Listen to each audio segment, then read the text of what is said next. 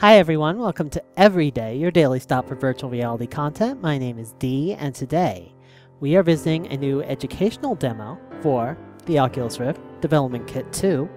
It is called From Ashes. From Ashes is, as far as I can tell, the work of an individual developer by the name of Stephen Gray, also goes by the handle Killmore. And I haven't actually tried it. I've only briefly done the intro to make sure everything is working. If I read the description on Oculus Share, it says, From Ashes is a tour through space and time.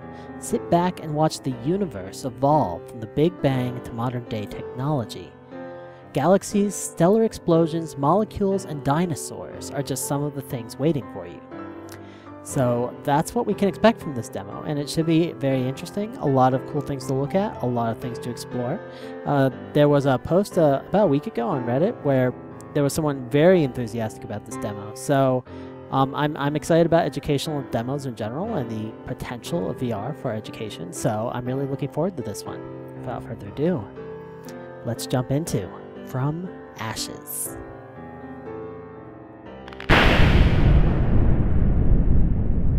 Alright, here we are in From Ashes, and right away we've got this desk up super close to us. There's Albert Einstein hanging out on the desk. We've got a compass. The compass looks kind of huge. A couple books. I almost want to reach out and touch those books. They are so close. I can like practically clip my head into them. They're so close. And this press space is really close to my face. It's like 1 foot away. So, and we've got a lamp and some pens, a little telescope. That's adorable. And here are our controls. They are also up there. So camera reset is R. I already pressed that. Initially I was looking to the left because my camera is on my right, so I had to press R. Space to start the thing. Tour guide on, off, backspace.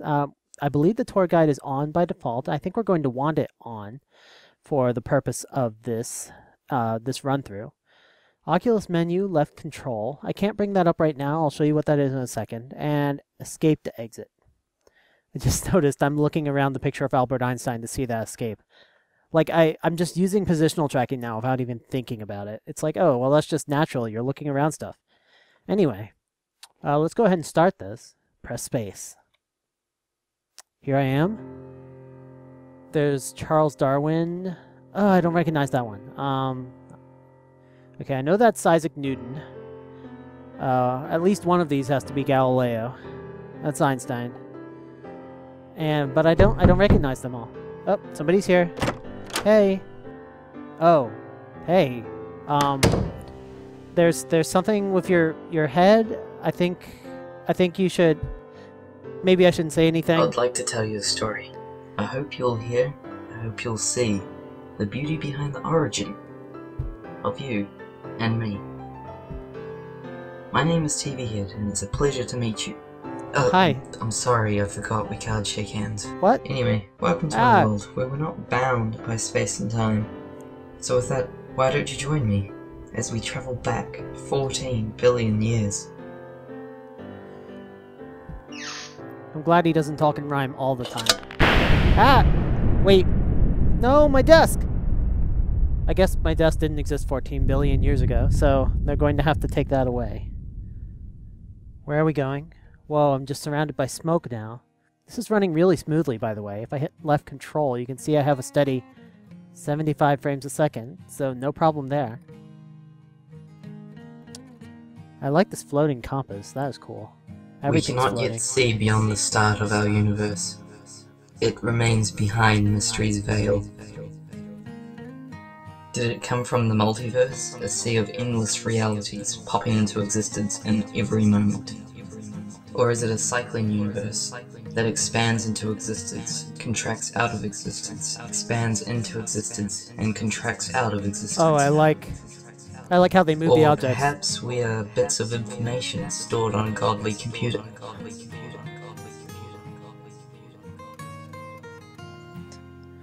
All we know is that it started with a Big Bang. Whoa!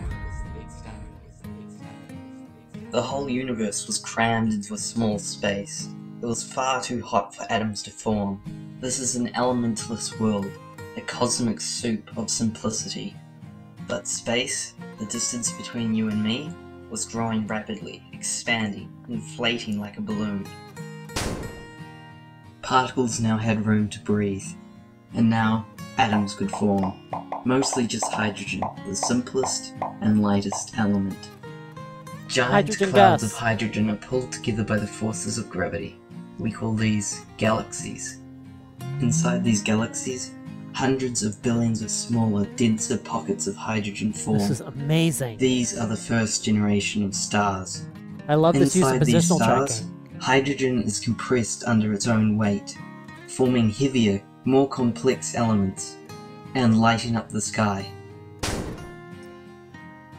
Oh hey, the universe.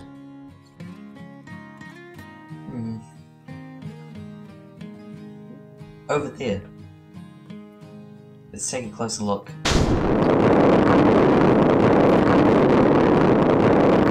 This narrative is very well done. This star has been using hydrogen to fuel itself for millions of years. Over that time, the star has filled itself up with heavier elements, such as oxygen, carbon, or iron. If the star is big enough, these elements cause it to explode, sending this new material out into the cosmos.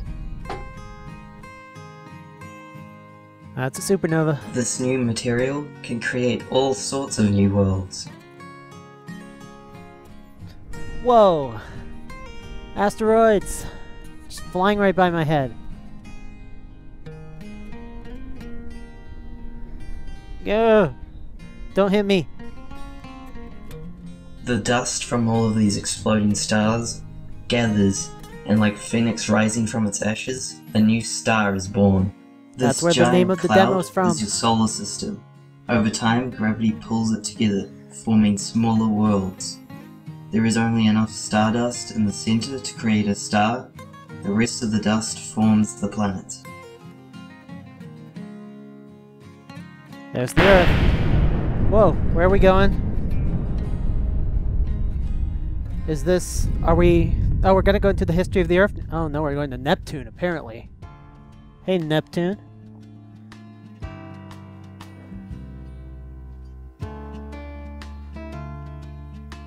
So yeah, Neptune is very bleak, very cold, icy.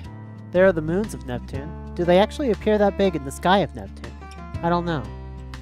That's a big one right there. Oh, that's Uranus. And that's Saturn. Oh, we're doing both. We're putting the planet in the sky and also being on the planet. Except I don't think Saturn has a surface. Or at least not a solid surface. Whatever. Here's Jupiter. I'm not entirely sure if this is scientifically accurate. That's fine. That's fine. I'm enjoying the tour anyway. Here's Mars. I'm pretty sure this is actually the surface of Mars. Or something like it anyway. Where is Mars in the sky? Oh, we don't get to see Mars in the sky. We get to see it floating in front of us. There's some nice bump mapping on the planet. Here's Venus and its gaseous atmosphere. We got to visit all of these in Titans of Space, which was a wonderful demo. I did a 4-part episode on that earlier. Mercury. Mercury. I believe Venus is one of the hottest planets, the hottest planet in the inner solar system, or in general. And Mercury, even though it's closer, is not as hot because it doesn't have the same atmosphere. I think it just has an exosphere. And here is Earth. Whoa, this doesn't look like Earth. The fuck is this? This must be primordial Earth. Back when Earth was not as cool as modern Earth is. When it had volcanoes and lava, or magma, I guess.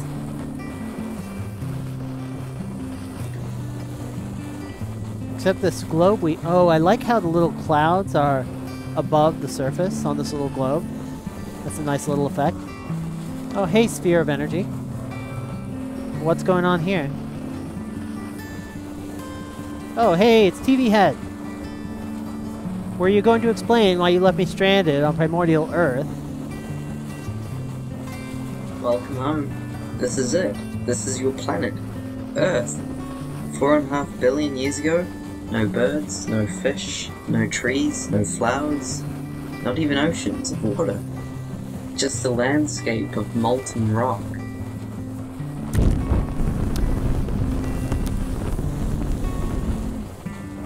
But no matter. In time the surface will cool down. Earth was a hot Each planet. type of atom has different properties and can bond with other atoms. This can create all sorts of effects. For example, 2 atoms of hydrogen and 1 atom of oxygen creates a molecule of water. Comets! Meteorites! They are adding material to our planet. Comets. Mountains of ice falling from the heavens.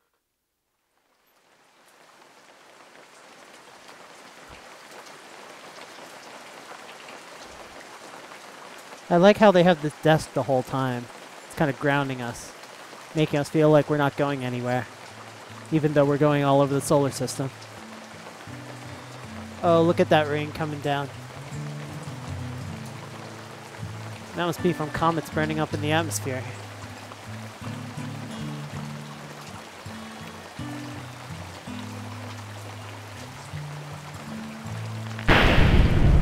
Whoa. Guys, this water's getting awfully high. I'm getting a little bit wet here. I don't think this is good for the desk. Earth is the only planet we know of that has liquid water covering its surface. It is also the only planet we know of that has life. This is not a coincidence. Water is life's womb.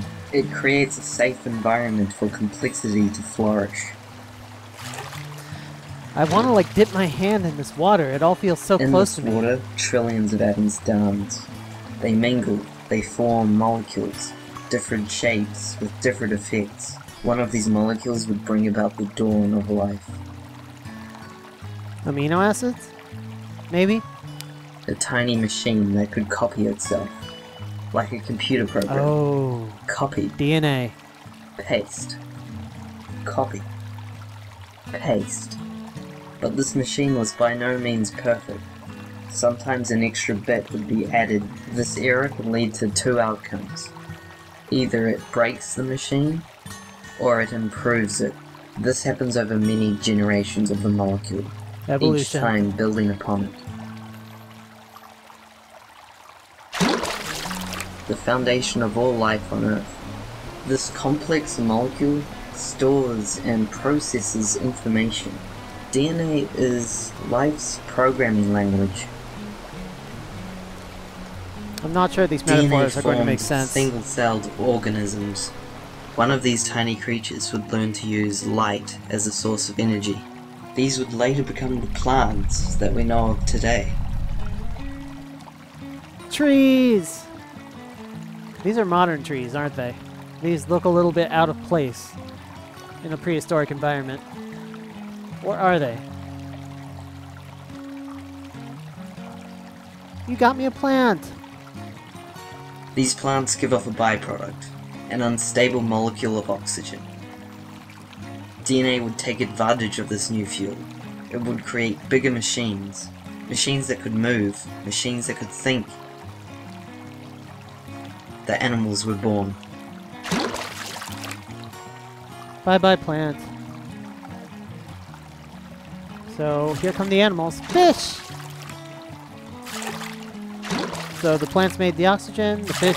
Ah! Jesus, that scared me.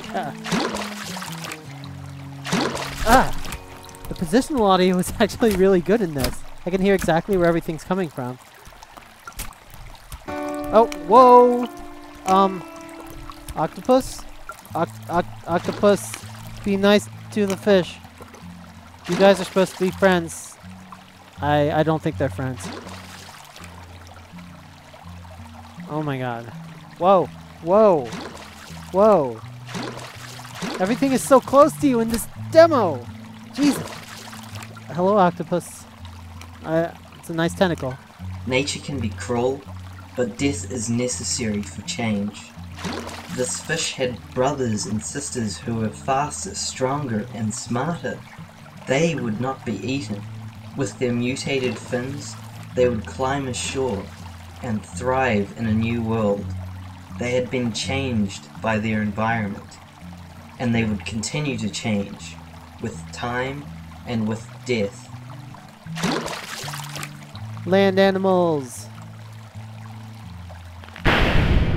Whoa! Hey there! I was promised dinosaurs, so here we are. I didn't think they would be this close to me, but hello, Triceratops.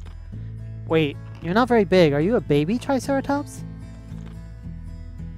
Okay, apparently we're stuck with a baby Triceratops, which is just calmly eating from a fern that is sitting in front of us.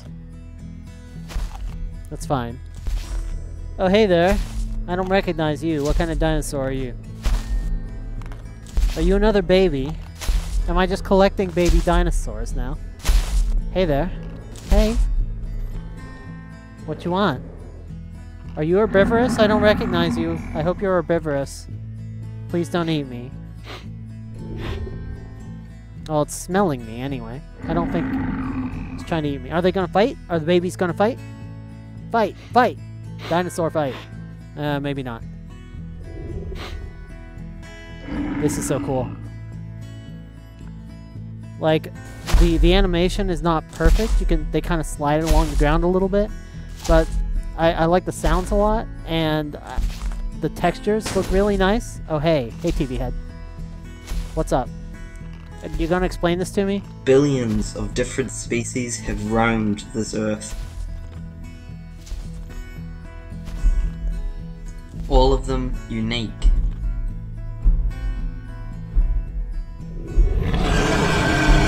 Oh shit. Here comes the T-Rex. All of them awe-inspiring. Hey there.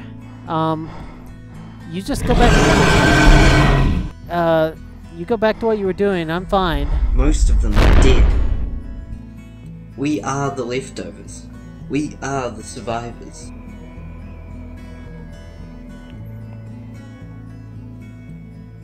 That is indeed the case. The environment had changed, killing off all of the larger animals. Here's the Ice Age. Poor dinosaurs. He seems Now so friendly. your ancestors could emerge from their holes. Aww. Nothing short of rats had survived what I want giants to pet could it, not. but I can't use my hands. It's so adorable. Now the land belonged to the mammals. Hello. Hello, little... Whoa. Oh. Well, there are some wolves hunting a deer. Oh. Hey, there's another wolf. That wolf's keeping an eye on me while its family takes a snack.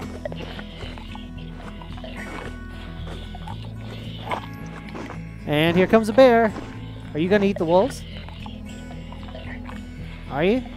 I know you're not gonna eat me. You're not gonna scare me, Mr. Bear. The mammals branched out, taking different forms with different abilities to help them survive. One of these branches belongs to the primates. A creature that lives in the trees.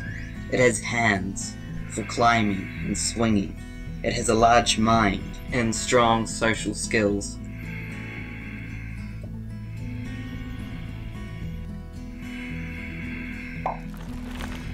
Oh, hey Some guys. of these primates would find themselves in an environment without trees. Their backs straightened so that they could see far. Now they had to rely on their mind more than ever to survive. Yeah, I think we skipped some time there. After almost 14 billion years of evolution, humankind finally arrived. And animals started wearing clothes. Are we building a shelter? I think we are.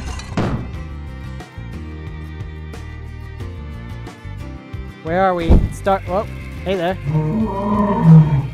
Why do you have a bear in your cave? You weren't fast or strong. You had no horns, claws, or fangs. But you had hands and a powerful mind.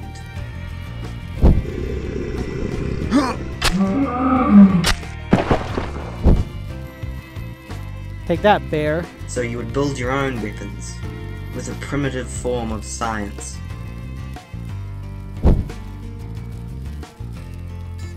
And how would you pass on what you had learned to your children and all generations to come? You would write it on the walls, with art.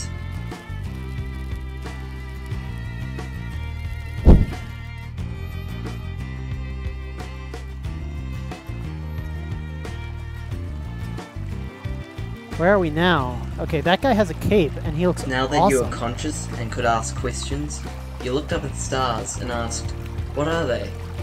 The universe asked, what am I? We are literally made from the ashes of stars. We are the dirt, the water, the air, awakened. We are a way for the universe to know itself.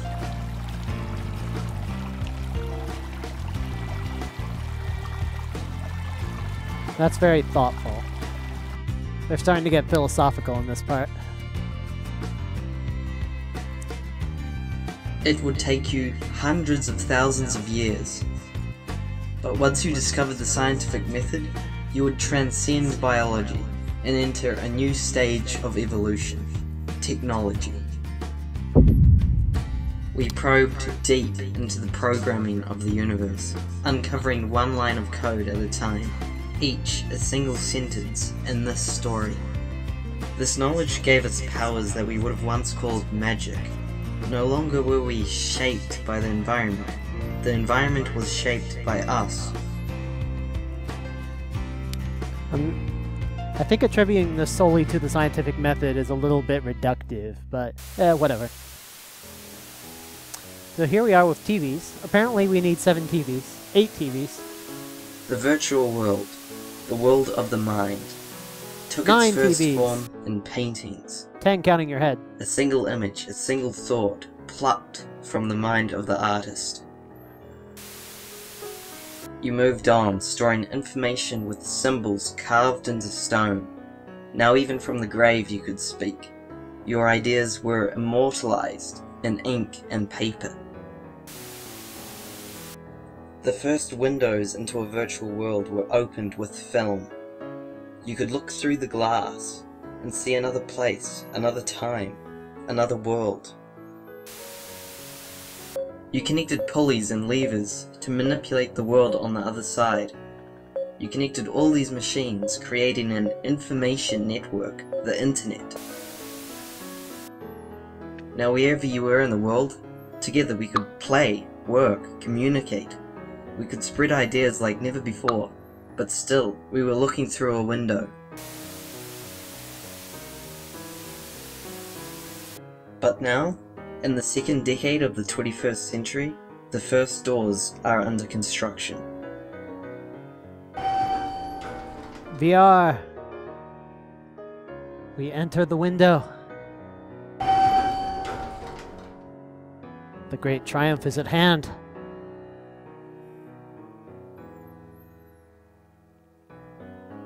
Now we can actually enter the paintings. Hi there. Hello there. Would you like a drink? Really? I mean, look at it. It doesn't even have a body. How is it gonna drink anything? That's a bit strange. What about you? Do you want some tea? Come on. He's a robot. What is he gonna do with tea? He doesn't even have a mouth. Well, I'm sorry. I was just trying to be polite. Well, I appreciate your... Why am I talking to a dinosaur? Now we swim in the vision of the artist. But this is just the beginning of something great. The virtual and the physical will one day collide and become indistinguishable from each other. Augmented You may reality. think that this is an impossible dream, but let me remind you of a dream that was once equally impossible. I think he's talking about augmented reality. What's this? Is that a launch pad? That is indeed a launch pad. Are they going to the moon? They gotta be going to the moon. But why, some say, the moon? Why choose this as our goal? And they may well ask, why climb the highest mountain? Why, 35 years ago, fly the Atlantic? Why does Rice play Texas? We choose to go to the moon. We choose to go to the moon.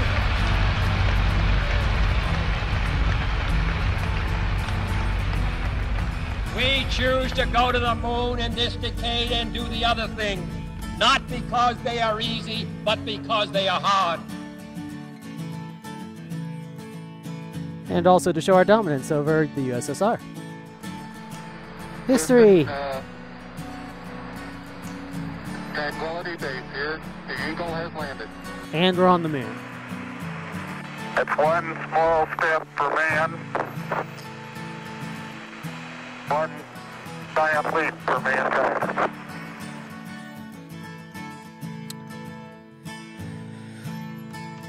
So I'm at my desk on the moon. The Earth held its breath, waiting and watching as our vanguards left their footprints on a heavenly body, a feat we once thought only possible by gods.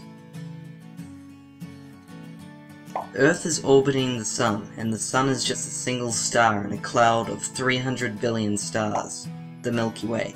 And the Milky Way is just a single galaxy in a sea of space filled with 100 billion galaxies, the observable universe.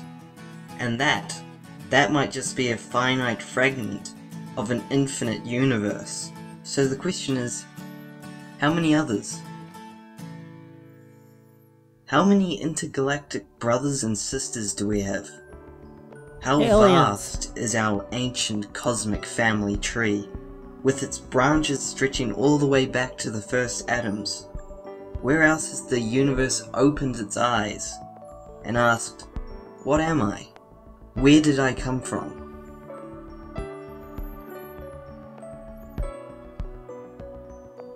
Apparently aliens have cool holograms. I'm always a fan of cool holograms. And that's it. That's the end of the demo. So yeah, I'm going to quickly show you the mode without a guide. So if I just hit space to start again. Oh, by the way, these are the credits. Developer Stephen Gray. And here are some of the assets they use. They got some things from ESO, from NASA, from DeviantArt, and some music from audionautics.com. So they just pretty much, they grabbed some assets and they probably made some assets of their own, and then they just coded everything up and put it all together. You can definitely tell that it was written by a coder because there are a lot of metaphors in there that I think are only going to be immediately obvious to someone who is a software developer. Things about a single line of code at a time, things like that. I'm going to go ahead and start it back up and just show you. Press escape, it says. Am I going to leave if I press escape? Yes, I am. That's fine.